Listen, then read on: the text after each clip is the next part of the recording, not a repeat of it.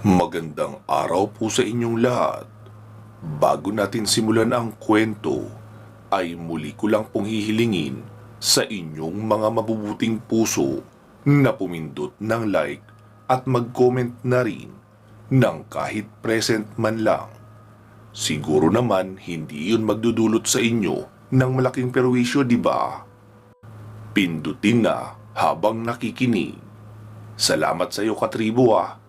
Ipagpatuloy na natin ang kwento.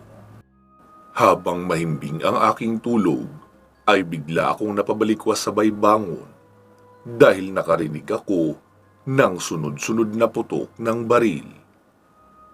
Pagkalabas ko ng bahay ay nakita kong naroon sa labas si Rosalia habang nakatutok pa sa unahan ang baril niya.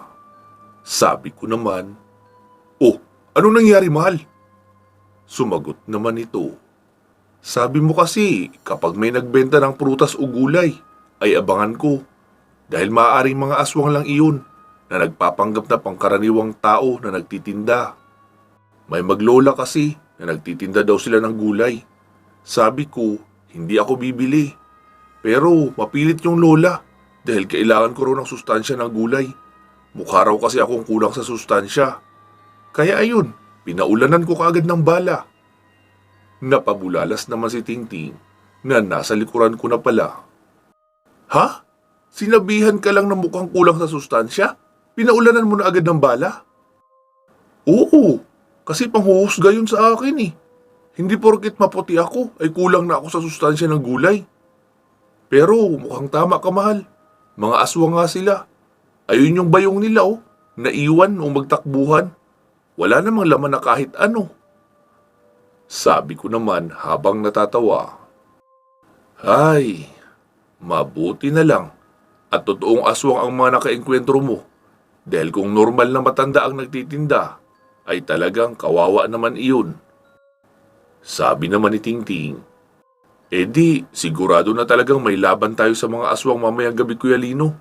Sinimulan na ni Rosalia na galitin sila eh." Sabi ko naman, "Malamang, ganun na nga." Pumasok na ako sa loob ng bahay para magkape. Narinig kong sinabi ni Rosalia, "Sa susunod na makita ko ang dalawang iyon, titirahin ko na talaga sa ulo. Pasalamat sila dahil puro warning shots lang ang ginawa ko.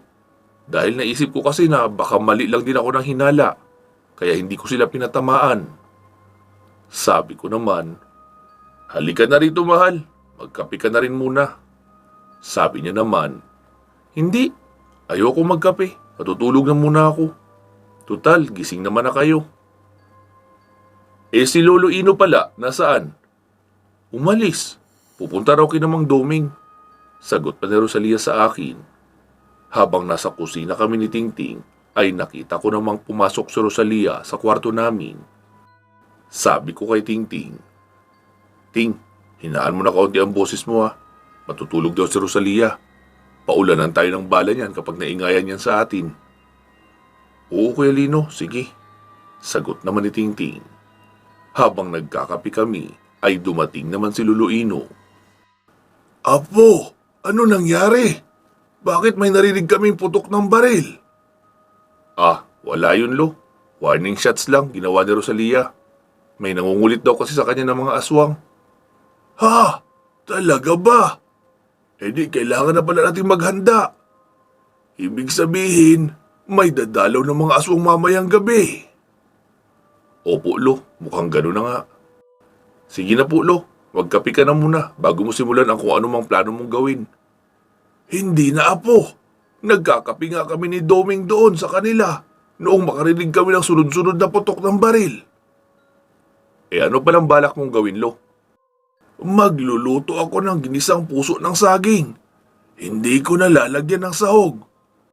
Tutal, may lechon pa naman tayo na pang-ulam. Para lang din na may gulay tayo." "Ayos po yan, Lo.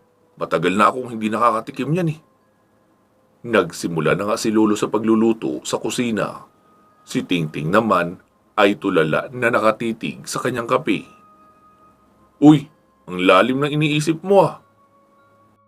"Ay, Kuya Lino, ikaw ba naman ang magising sa putok ng baril? Akala ko gera na eh. Ako din kaya, mahimbing ang tulog ko noong marinig ko ang putok ng baril. Nakita kong hindi pa nga ubos ang kape ni Tingting ay tumayo na siya. Tapos nahiga sa sofa sa may sala at pumikit. Naisip ko na lang na mukhang bitin pa si Tingting sa tulog, kaya antok na antok pa rin ito. Matapos kong magkape ay kinuha ko ang lagari. Tapos nagpunta ako sa unahan kung saan may nakatumbang isang malaking punong kahoy. Nilagari ko iyon tapos pinasan papasok sa loob ng bakuran. Doon ko na sinibak gamit ang palakol. Napansin ko kasi nakakaunti na lang ang istak naming panggatong sa ilalim ng lutuang kahoy. Bago pa mag-alas 6 ay nakita kong gising na si Rosalia. Maging si Tingting ay naroon na rin sa labas ng bahay, nakatulala habang nakatitig sa ginagawa ko. Maya-maya ay lumabas na si Lolo Ino. Tara, maghapunan na tayo habang wala pa ang mga bisita natin. Agad na silang nagsipasok, pero ako, saglit pa akong tumayo dahil may nararamdaman na akong presensya. Noong ititig ko ang mga mata ko sa malayo, ay may nakita akong isang lalaking may malaking pangangatawan. Nakatayo lang siya at nakatitig sa akin. Wala siyang damit. Titig na titig lang siya sa akin.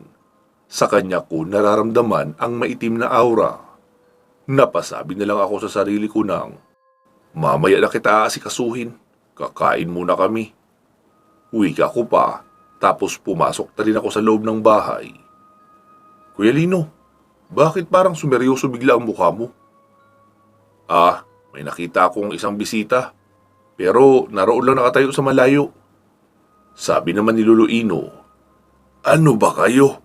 Hindi pa yan susugod. Maghapunan na muna tayo. Mamayang mga alas 8 na natin hamunin. Tamang-tama, nakapagpatunaw na tayo noon. Nagsimula na nga kaming kumain. Masarap ang pagkakaluto ni Lolo Ino noong puso ng saging na ipinaris naman namin sa natirang lechon. Matapos makakain, ay nasa may sala lang kami tumatambay. Kuya Lino, ano nang plano natin ngayon? Ganito Ting, samahan mo si Lolo Ino.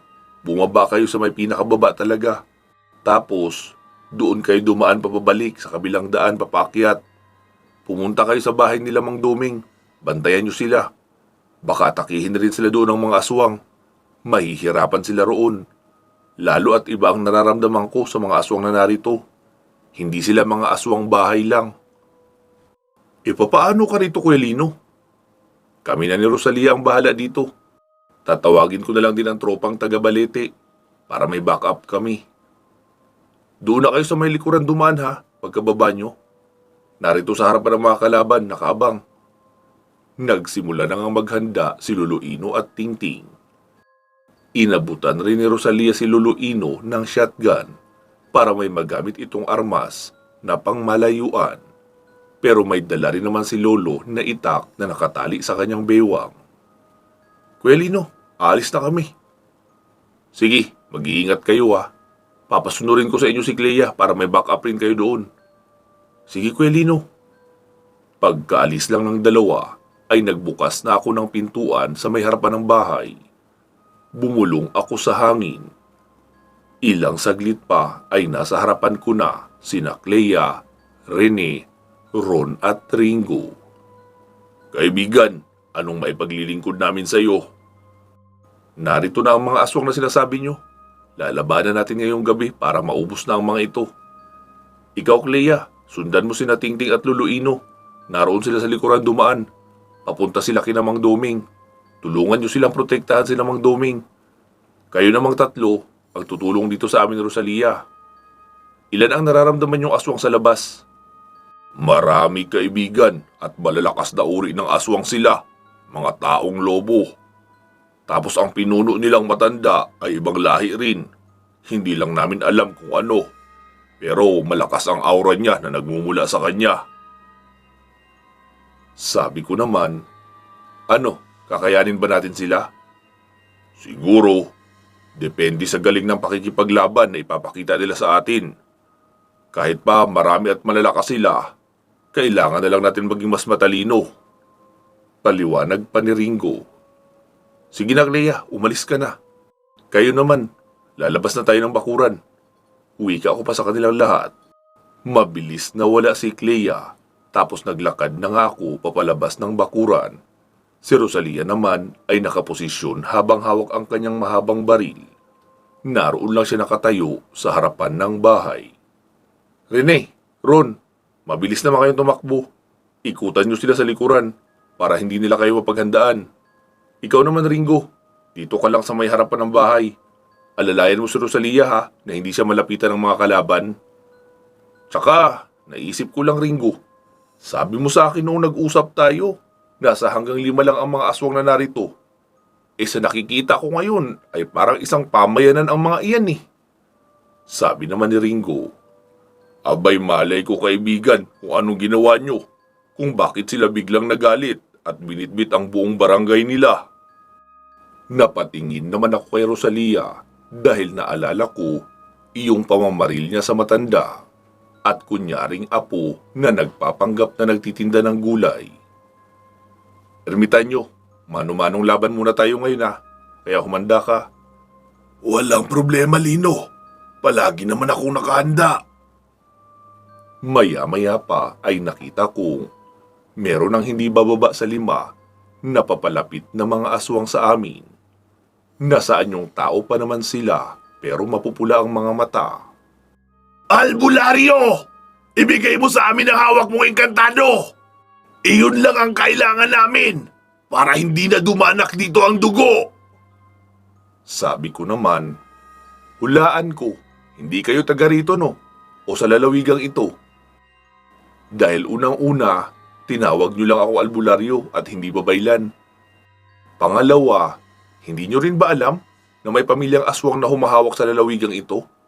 Isang malakas na lipi ng aswang. Kung sila nga ay hindi nagtatangka ng manggulo dito sa bahay namin mismo, kayo na tuloy ang naglakas ng loob. Idagdag ko na lang din pala. Ilang araw nang wala rito ang engkantong hinahanap nyo. Umalis na siya at umuwi na sa mundo nila. Kaya huli na kayo. At tungkol naman sa sinasabi nyong dadanak ang dugo, ayos lang din iyon sa amin. Dahil sisiguraduhin naming dugo nyo ang dadanak na iyon at hindi sa amin. Mayabang kang bata ka! Sigaw pa ng isang lalaking medyo may edad na at balbasarado na kulay puti. Sabay sugod noon sa akin.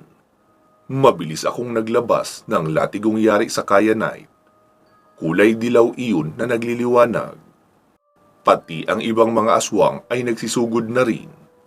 Nakita kong naging isang malaking lobo ang matandang iyon noong tumalon sa ere. Kung hindi lang iyon aswang ay masasabi kong napakagandang lobo niya talaga dahil kulay puti siya na may pagkaabuhin ang kulay. Maliwanag kasi noon ang buwan kaya kitang-kita talaga ang buong kapaligiran ng malinaw.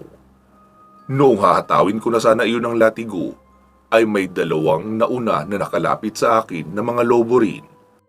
Kaya mabilis kong pinalabas ang espadang kyanite sa kaliwa kong kamay. Sinalubong ko ang isang lobo at sinaksak sa mismong lalamunan. Tumagos iyon sa bato. Binalya ko na rin iyon ng aking katawan sabay bunot ng espada. Nag-sidestep lang ako at nakalihis na rin ako sa isa pang nakasunod na lobo. Doon ko naman iyon tinagpas sa bato. Kaya lumaylay ang ulo noon at mabilis binawian ng buhay. Pagkalingon ko ay papasugod na uli sa akin ang mas malaking lobo na kulay abuhin. Mabilis akong nagrolling sa lupa para makalihis sa kanya. Noong makalampas iyon sa akin ay saka ko inihataw ang latigo papunta sa kanyang liig, sabay buong puwersang paghila. Mas matigas siya kaysa doon sa unang 2 lobo, kaya agad kong sinabing, Ermitanyo, lagyan mo ng 50% kuryente ng kidlat. Lalong nagliwanag ang latigo at naging kulay puti at asul.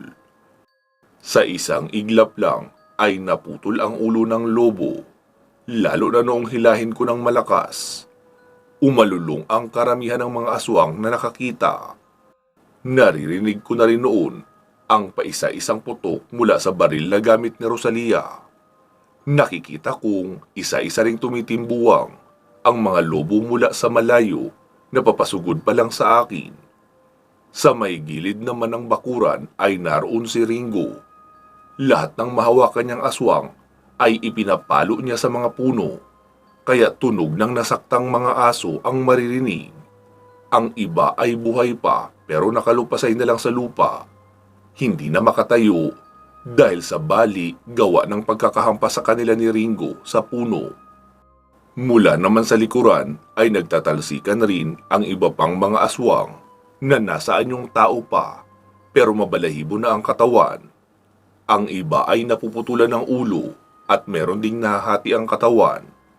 Sila iyong mga nadadaanan ni Rene at Ron. May dala kasing matalas na espada ang dalawang iyon habang tumatakbo. Dahil sa puwersa na rin ng kanilang mabilis na pagtakbo, kaya kapag tumaga sila ay talagang putol, kahit pa sa gitna ng katawan. Habang tumatagal ay unti-unting nauubos ang mga kalabang aswang na naroon. Hanggang sa bigla akong hindi makakilos. Naramdaman ko rin ang mainit na aura na katulad noong naramdaman ko kay Alessandra. Anak ng pating! May gumagamit pala sa kanila ng kapangyarihang itim. Nakita kong ang matandang babae pala iyon. Aswang siya pero hindi siya taong lobo. Isa siyang hubot kasi humaba ang buhok niya at tila may sariling buhay na gumagalaw sa ere. Nakakumpas paturo sa akin ang kanyang mga kamay, kaya pala hindi ako makakilos. Mabilis tumakbo si Rene at Ron para atakihin ang matandang iyon. Pero mabilis din silang sinalubong ng mga buhok. Pinuluputan sila sa katawan at itinapon sa malayo. Nakarinig na lang ako ng tunog ng iyak ng mga kabayo sa malayo na halatang nasaktan. Sunod kong nadinig ay ang sunod-sunod na putok ng baril na papalapit naman sa akin. Noong tignan ko sa gilid ko ay lumabas na pala ng bakuran si Rosalia at binabaril ang matanda. Pero hindi rin iyon umubra dahil may mga nabubuong kumpul ng buhok na humaharang sa matanda. Kaya hindi iyon tinatamaan ng bala. Ikinumpas ng matanda ang kanyang kamay paturo kay Rosalia. Napasigaw na lang ako ng, "Wag!" Kasi nakita kong naghugis patulis ang buhok at patusok na kay Rosalia. Nang biglang humarang si Ringo, siya ang tinamaan noon, tumagos pa iyon sa likuran. Napaluhod ang kaibigan kong kapre dahil sa tinamong sugat mula sa buhok noong hubot. "Nasaan na bata? Ang sinasabi mong isa kang babaylan! Mahina ka naman pala! Kung wala ang mga kasama mong elemental, ay baka kanina pa kita natalo!" Wika pa noong matandang babae.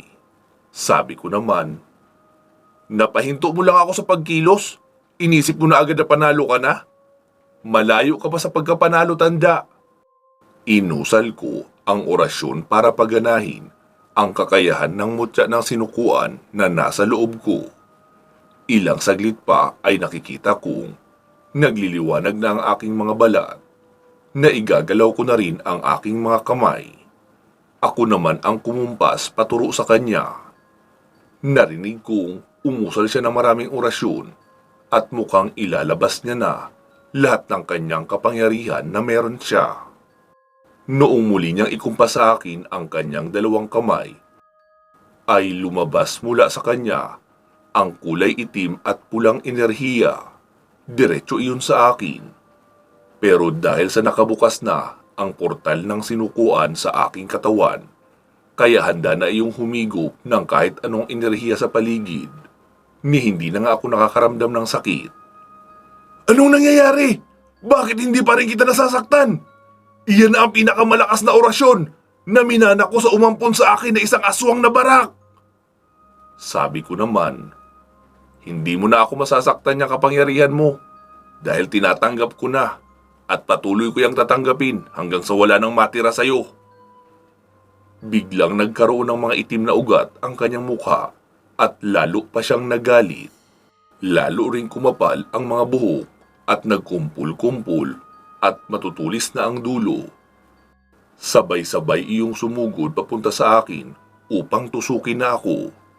Pero bago pa tumama sa akin ang kanyang mga pinatulis na buhok, ay kusa iyong nalulusaw at nagiging likidong itim na lang. Hindi maaari! Hindi ito pwede! Sigaw pa ng matanda. Lalo pa ako lumapit sa kanya. Hanggang sa isang talampakan na lang ang layo ko sa kanya. Hinawakan ko na siya sa magkabilang balikat. Doon na siya napatingala at sumigaw ng malakas. Hindi! Hinigop na kasi ng sinukuan lahat ng meron siya, pati ang kanyang buhay. Noong maubos na ang kanyang lakas, ay tila estatwang kahoy na lang siya na nakatayo at nakanganga, matigas na rin. May inusal akong 3 kataga at inilapat ko sa kanya ang aking 2 daliri. Pagkatapos noon ay nagliyab na ang buo niyang katawan hanggang sa tuluyang naging abo. Narinig kong tumawag sa pangalan ko si Rene. Lino! Si Ringo! Masama ang kalagayan! Agad akong lumingon sa likuran. Naroon si Rene, Ron at Rosalia sa harapan ni Ringo. Nagsalita naman si Ringo. Mga kaibigan, salamat sa lahat. Masaya ako at naging kaibigan ko kayo. Iyon na ang pinakamasayang yugto ng buhay ko. Lalo na noong maging gabay ako ni Lino. Kung saan man ako dalhin ni Bathala pagkatapos ng buhay ko rito, ay hindi ko pa rin kayo makakalimutan. Rene, Ron, itagay nyo na lang ako ha sa tuwing pagdadalhan kayo ni Lino ng alak. Galingan nyo rin sa pagtatabako. Mas marami na kayong mahihit-hit na tabako ngayon dahil mawawala na ako. Sabi naman Rene habang naiiyak ang boses. Oo kaibigan, bawat tagay ng alak at bawat hitit namin ng usok ng tabako ay ikaw ang iisipin namin. Nagsalita naman si Rosalia. Ringo, maraming salamat sa iyo. Iniligtas mo ang buhay ko. Kung hindi dahil sa iyo, ako sana ang nag-aagaw buhay ngayon. Tapos tumingin sa akin si Ringo. Lino, kaibigan, huwag kang malulungkot ha sa pagkawala ko. Sabi ko naman, ba't naman ako malulungkot? Ayos nga yun eh. Mas liliit ang gastos ko sa pagbili ng alak at tabako. Kasi mahihina naman sa tabako ang baga ng mga matitira dito eh. Ang sama mo naman kaibigan. Mamamatay na ako. Yan pa ang sasabihin mo sa akin. Naluluhang wika pa ni Ringo. Tahimik lang ako habang nagsisimula ng umiyak ang lahat. Pero ang totoo, gusto kong humalakhak ng todo dahil natatawa ako sa kadramahan nila. Nakalimutan yata nila na hindi lang si Tingting ang kayang manggamot ng karamdaman. Kung elemental lang naman ang gagamutin, ay enerhiya lang ang kailangan at kayang-kaya na iyon gawin ng sinukuan.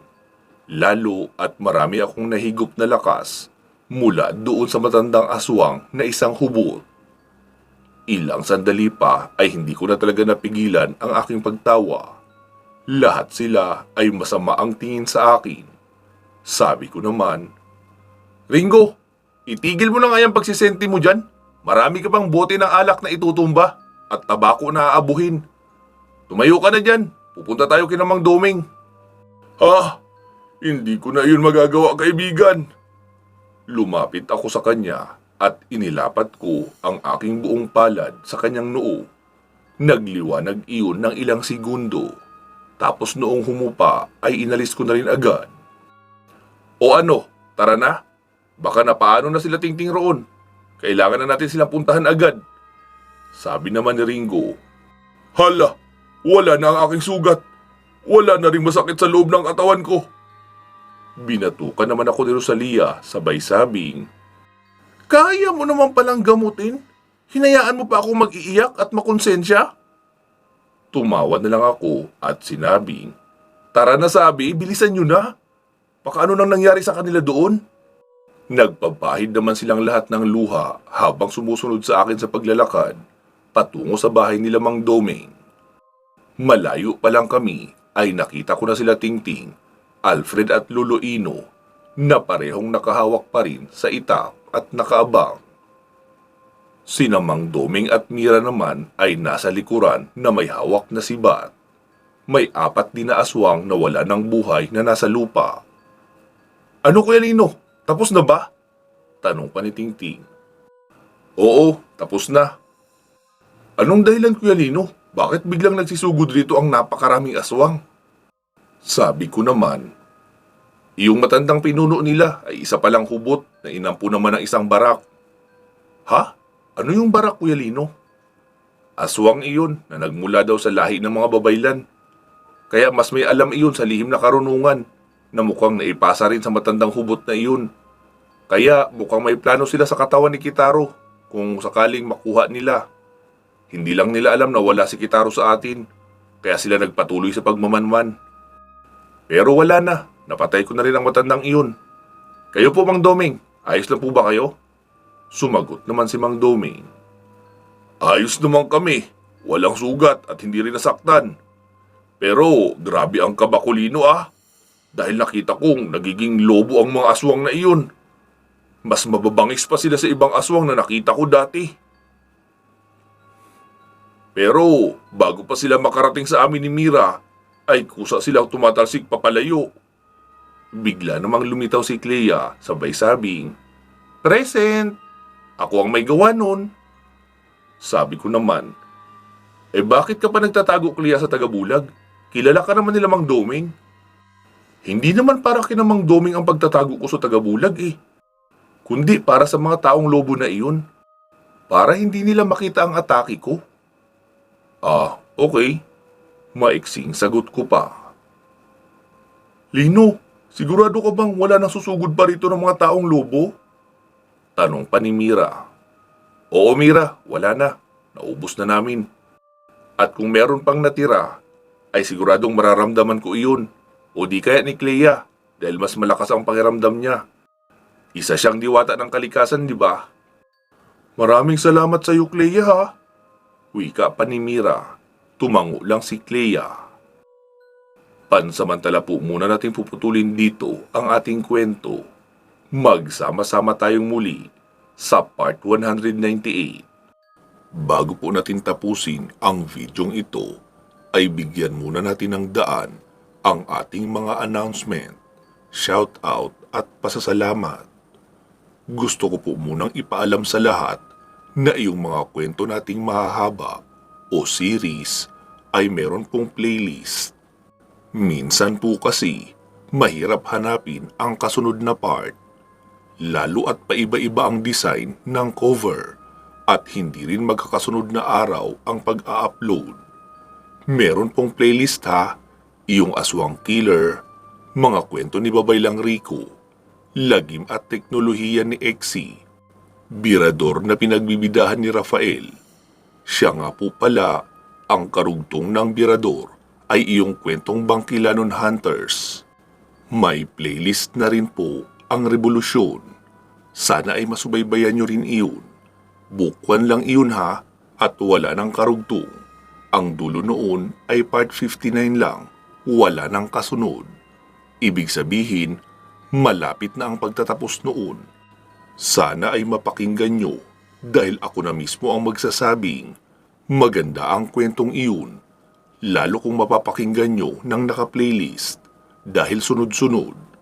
Naroon ang aksyon, drama, horror na may kasamang exorcism, pati pakikipaglaban sa mga extraterrestrial. Siksik sa labanan na pinaghalo ang modern technology at ancient powers. Kaya magaling talaga ang pagkakagawa at pagkakanarrate noon.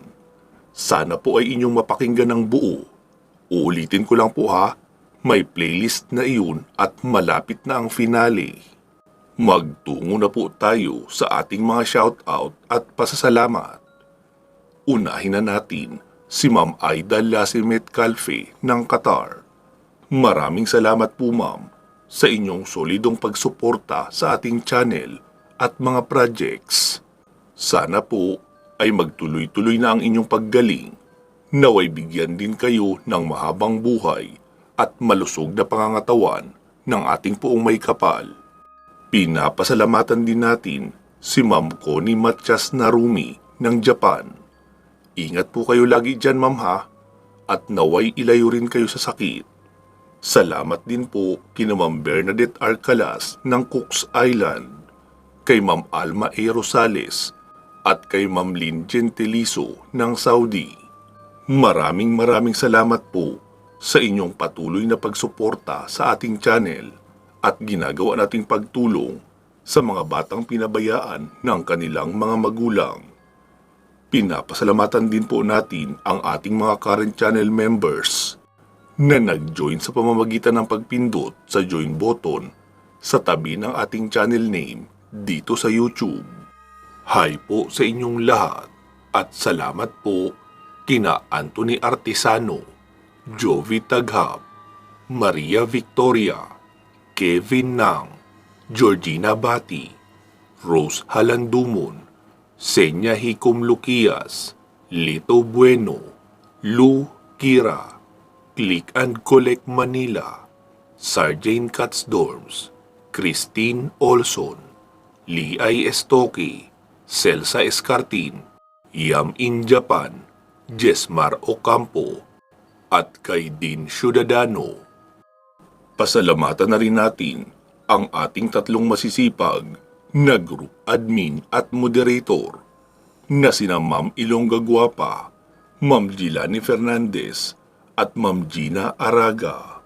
Sa muli ay inaanyayahan ko po kayo na mag-like and follow sa ating Facebook page na ang pangalan ay Katotohanan at Misteryo. Active na rin po ang page na iyon at meron na iyong mga upload na horror stories araw-araw, kaya pwede rin kayo makinig doon. Last but not the least, pinapasalamatan ko rin kayong lahat na mga regular listeners ng ating dalawang horror channels. Ito po ay ang Katotohanan at Misteryo at ang Kwentong Aswang Comics. Siguraduhin nakasubscribe po kayo sa parehong channel ha.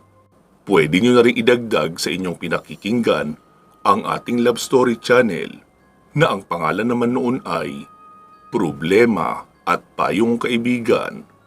Pero para lang po yun sa mga matured mag-isip ha, at mahihilig rin sa kwentong pag-ibig. Kung hindi nyo naman trip ang mga ganong kwento, edi wag na lang po. Ayos lang din naman. Sana po ay patuloy pa rin kayong makinig kahit pa hindi ako ang boses na nagsasalita.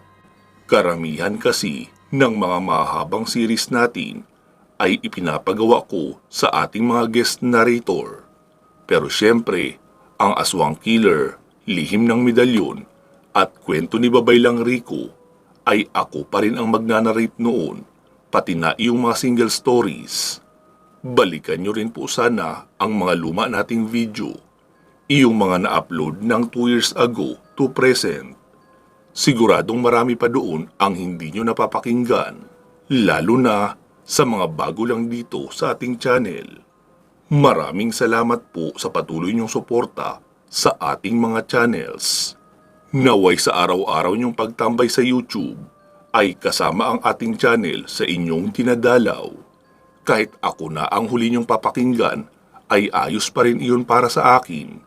Masaya na ako doon at ipinagpapasalamat ko na ng malaki. Naway pagpalain kayong lahat ng ating puong may kapal at bigyan palagi ng malusog na pangangatawan. Magsama-sama po tayong muli sa iba pang mga paparating nating kwento. Mag-iingat po kayo palagi at hanggang sa muli.